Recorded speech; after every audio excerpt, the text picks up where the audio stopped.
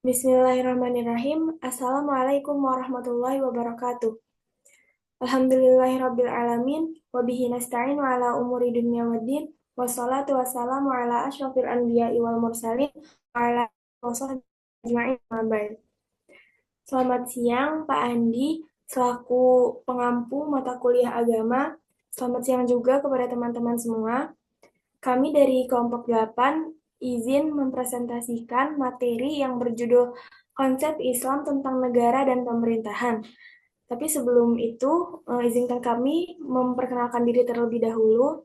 Perkenalkan, saya Fatimah Khairunisa dari kelas A. Perkenalkan, nama saya Kalista Nathaniel Fareta dari kelas B. Perkenalkan, nama saya Natasha Salwahairunisa dari kelas B. Perkenalkan, nama saya Kamila Puspita Ariyanti dari kelas A.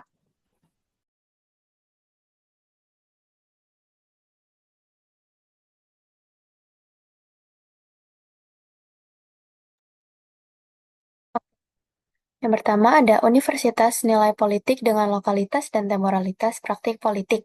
Secara etimologi, universalitas menggambarkan sesuatu yang bersifat menyeluruh dan dapat diterima di berbagai belahan dunia. Dalam konteks sosial, universalitas merujuk pada kemampuan ajaran Islam untuk mencakup seluruh aspek kehidupan manusia tanpa mengenal batasan waktu dan tempat.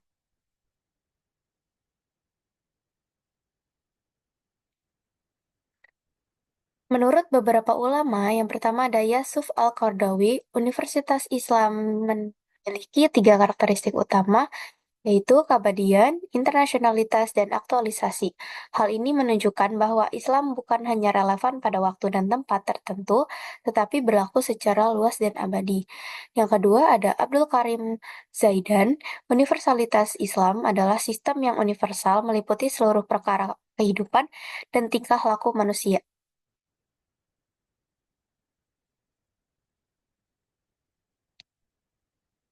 Dan yang terakhir ada Imam Hasan al-Banna.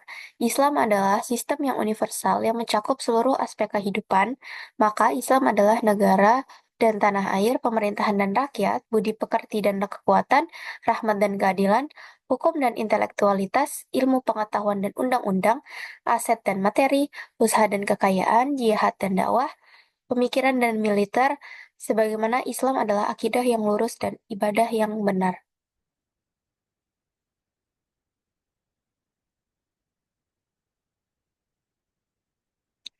Nah, menurut Hasan al-Banna, siasah dibagi menjadi dua.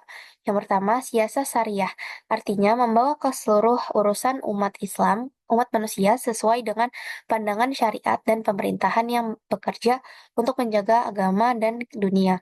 Yang kedua ada bukan siasah syariah, adalah siasah yang membawa manusia sesuai dengan pandangan manusia yang dituangkan dalam perundang-undangan buatan manusia sebagai pengganti dari ajaran Islam dan berbeda dengan syariat Islam.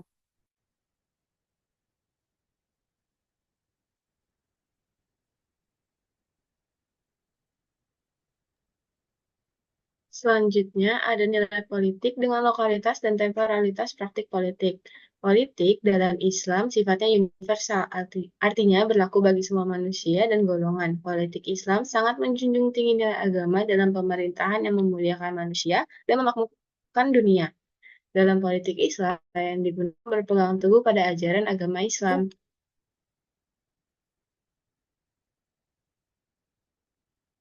Indonesia sendiri, walaupun mayoritas negaranya agamanya Islam, namun menggunakan sistem hukum demokrasi. Demokrasi secara umum berarti dari rakyat, oleh rakyat, dan untuk rakyat. Secara politik berarti kedaulatan tertinggi ada di tangan rakyat. Dalam salah satu konsep demokrasi yang ada dalam politik Islam adalah musyawarah. Musyawarah sendiri berasal dari kata syawara yusyawiru, yang artinya saling memberi dan meminta nasihat serta saran. Adapun dari beberapa tokoh seperti Imam Tabrasi mendefinisikan asyura sebagai diskusi untuk menemukan hak, sedangkan Rakib Al-Asfahani menegaskan bahwa syura adalah upaya menemukan pemikiran yang selaras dengan pendapat orang banyak. Dan Ibnu Arabi dalam bukunya Ahkam Al-Quran menyatakan bahwa yang dimaksud dengan asyura adalah pertemuan untuk yang mendiskusikan silang pendapat untuk menemukan pemikiran terbaik. Selanjutnya ada demokrasi. Contoh demokrasi itu pernah dilakukan oleh Rasulullah, di mana beliau tidak pernah malu untuk meminta nasihat atau saran kepada sahabatnya tentang suatu masalah. Hal ini tercantum dalam hadis yang artinya Abu Hurairah mengatakan, "Aku tidak menemukan orang lain yang paling sering bermusyawarah selain Rasulullah SAW." Hadis riwayat Tirmizi. Dan yang kedua ada hadis yang artinya sesungguhnya umatku tidak dibenarkan untuk berkumpul dalam satu kebatilan. Apabila menemukan perbedaan, selesaikanlah dengan musyawarah. Hadis riwayat Ibnu Majah.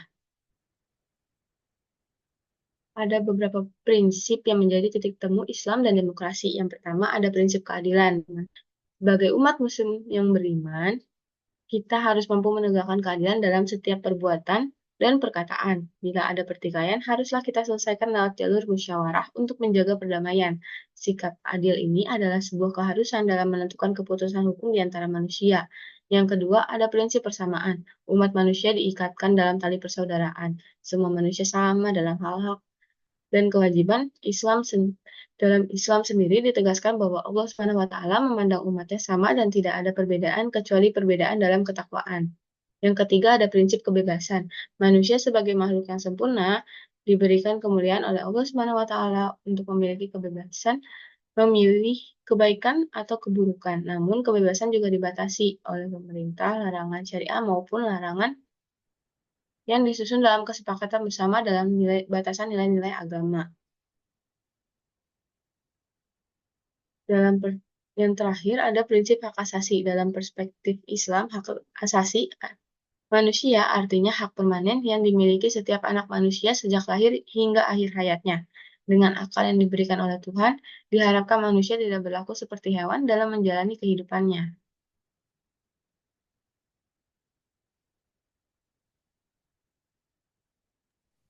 Oke, selanjutnya ada variasi pandangan umat Islam dalam melihat relasi Islam dan negara.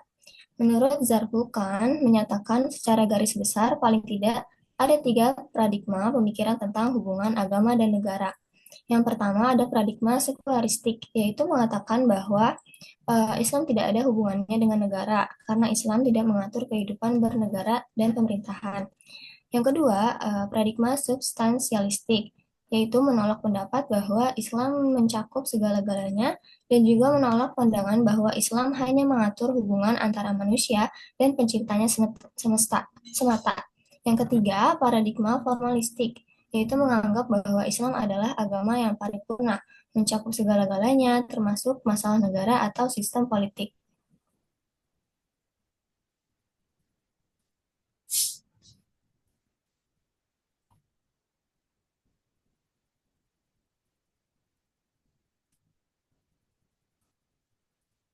Nah, persoalan mengenai hubungan Islam dengan berbagai gagasan yang sekaligus membuat banyak perbedaan. Di antara mereka adalah ada Al-Farabi, Hasan al-Banna, dan Al-Ghazali.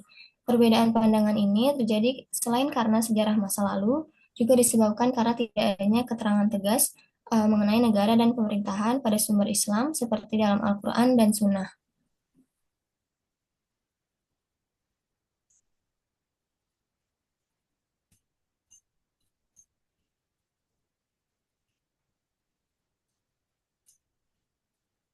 Pemuka agama telah melakukan eksplorasi tentang hubungan antara agama dan negara untuk menemukan idealitas Islam dalam penyelenggaraan negara.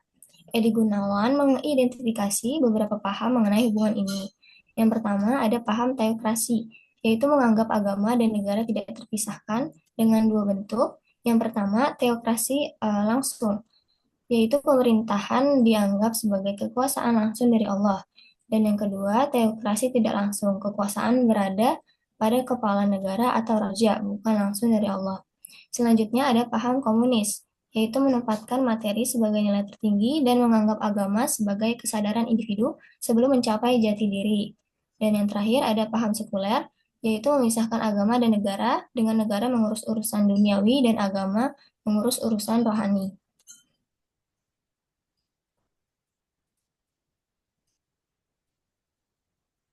Selanjutnya, hubungan agama dan negara itu digolongkan menjadi 2. Yang pertama, hubungan antagonistik, yaitu adanya kekacauan antara negara dan Islam. dengan negara menganggap Islam sebagai ancaman terhadap kekuasaan. Dan yang kedua ada hubungan akomodatif, yaitu agama dan negara saling melengkapi, di mana negara mendukung Islam untuk mengurangi konflik, mengingat potensi kekuasaan politik umat Islam.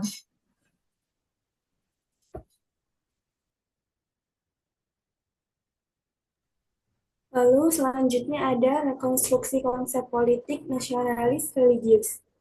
Nasionalisme religius adalah bentuk nasionalisme yang mendasarkan legitimasi dan identitasnya pada kesamaan agama.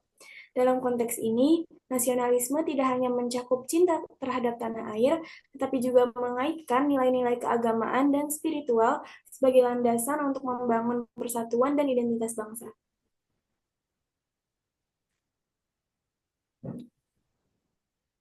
Nasionalisme itu berasal dari dua kata, yakni nasional dan isme, yaitu paham kebangsaan yang mengandung makna kesadaran dan semangat cinta tanah air.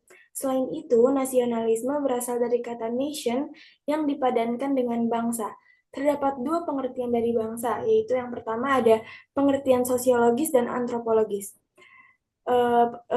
Dari pengertian sosiologis dan antropologis, suatu masyarakat yang merupakan suatu persekutuan hidup yang berdiri sendiri dan masing-masing anggota persekutuan hidup tersebut merasa satu kesatuan ras, bahasa, agama, sejarah, dan adat istiadat. Lalu, pengertian bangsa dari politik yaitu masyarakat dalam suatu daerah yang sama dan mereka tunduk pada kedaulatan negaranya sebagai suatu kekuasaan tertinggi.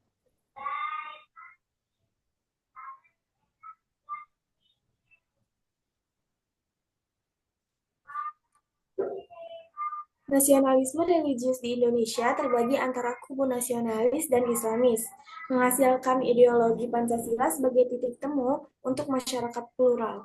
Pancasila yang tertuang dalam UUD 1945 mencerminkan integrasi nilai-nilai keagamaan, terutama dengan sila pertama yaitu ketuhanan yang Maha Esa.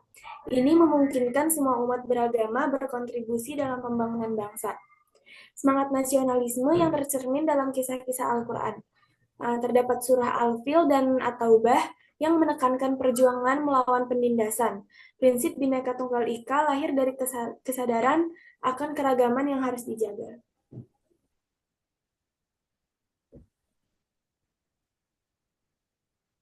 Sekian presentasi dari kami.